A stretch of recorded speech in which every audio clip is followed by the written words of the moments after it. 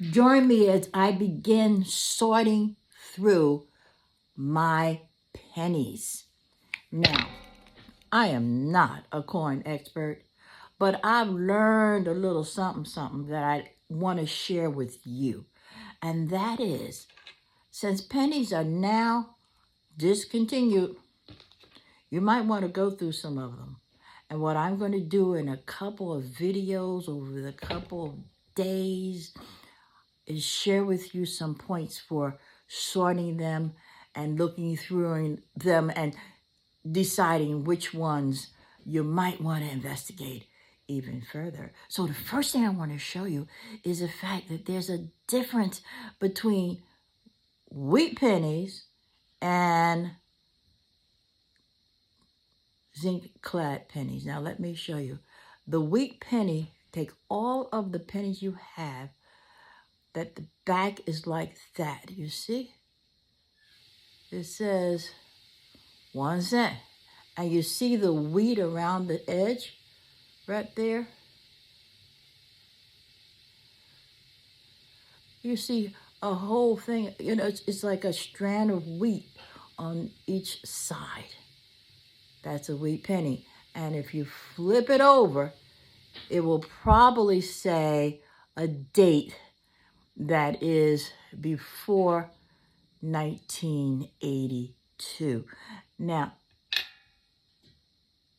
most pennies made before 1982 have a lot of copper. And there are some exceptions, like in 1943, you have the steel penny, and that penny had zinc in it because during the war and they needed the copper for war purposes. This right here, look at the back. This is a memorial, the memorial, and this date's going to be more modern, okay? And also this is in great shape. However, the backs of some of the modern ones may have a wheat on it, may not have wheat, but they will have a memorial. They may have a shield, and you might even have the bicentennial series, and I'll show you that at another time. That's the Lincoln Bicentennial. They were different, but they're in circulation. So that's the first thing I want you to do. I want you to separate your wheat pennies from your other pennies. Don't get analytical with them at all. Just right now, separate them. And my next video, I want to talk to you more about mint marks. Because join me on this journey. It's going to be fun, and it's also tremendous therapy. Because, trust me, when you're busy looking at coins, when you're busy looking at stamps, that's another discussion, you don't have time for the drama.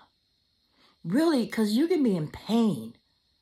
And you're so focused in on whether or not there's an error on the penny that you're not even focusing in on the pain as much.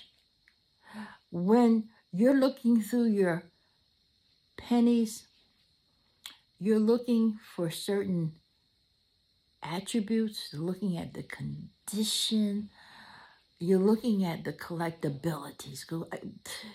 If you stay with me on this journey, I'm going to also point out some things you can do in terms of researching the mintage.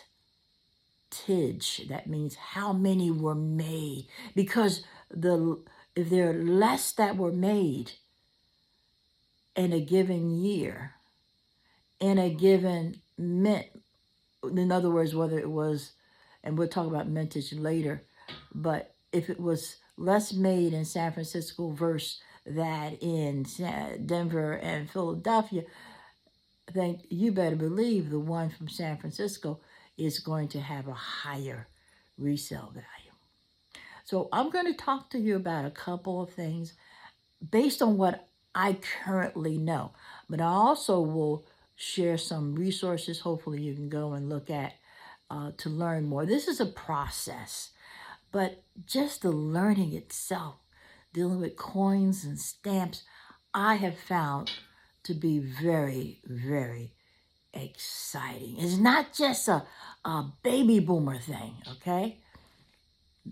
But when you start dealing in the world of collectibles and some stuff, it's exciting. Now, honestly, I'm not a collector.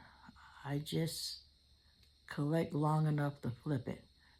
But it is exciting.